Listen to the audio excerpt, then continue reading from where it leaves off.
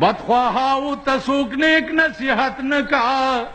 رحمان ستا پا غم شریک دے کا باور کڑے کپ قدر پا قیمت برل اسمانے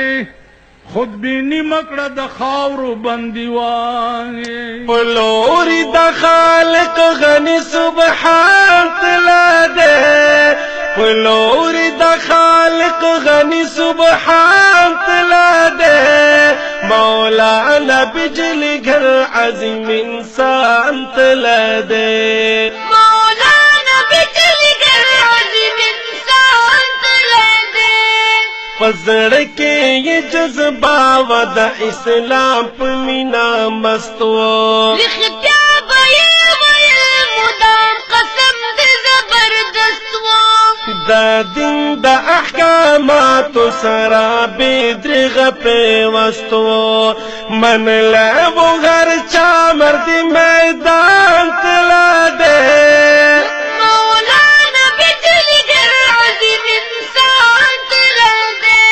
پلوری دا خالق غنی سبحان تلا دے مولانا بجلی گھر عظیم انسان تلا دے مولانا بجلی گھر عظیم انسان تلا دے کول یہ خدمتنا دا اسلام دیر میڑنا وہ بن روبای و خوبیاهم لزوانانو گڑندائی و پزڑ او پوز میر باندے قسم دی چی جندے وہ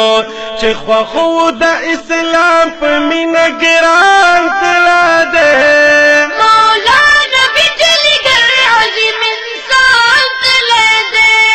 مولانا بجلی گھر عظیم انسان تلا دے خبر سپینے سپینے ملغل رئی گام پا گام ملنگ پا حقیقت کے وہ دا پاک ربا کلاما پا خوی او پا خسلت بند خکارا وخ گلفام دا سنگ نمو حق شولا بیان تلا دے مولانا بجلی گھر عظیم انسان تلا دے پلوری دا خالق غنی سبحان تلا دے مولانا بجلی گھر عظیم انسان تلا دے مولانا بجلی گھر عظیم انسان تلا دے پا قبر یہ رحمت شمنزلنا یہ بڑیا شا لحد ورد خالق کا پہر دم رنا شا زمونگ دا دعا دا جن یہ حل تدخ کلاشا جنت ورطا نصب شقدر دان تلا دے مولانا بجلی گھر عظیم انسان تلا دے مولانا بجلی گھر عظیم انسان تلا دے خالقا حق پرست عالمان رنا جدا شل دا پاک رسول اللہ سوارسان رنا جدا شول چمن پکا پکا شو چے گلان رنا جدا شل منن کے دا حدیث او دا قرآن تلا دے مولانا بجلی گھر عظیم انسان تلا دے پلوری دا خالق غنی سبحان تلا دے مولانا بجلی گھر عظیم انسان تلا دے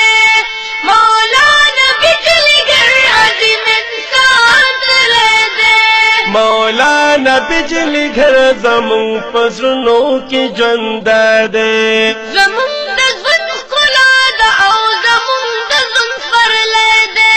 فنا دل دنیا نہ خوف خیال کی مسکا دے زمون دزر قرار زمون جانان تلا دے مولانا بجلی گھر عظیم انسان تلا دے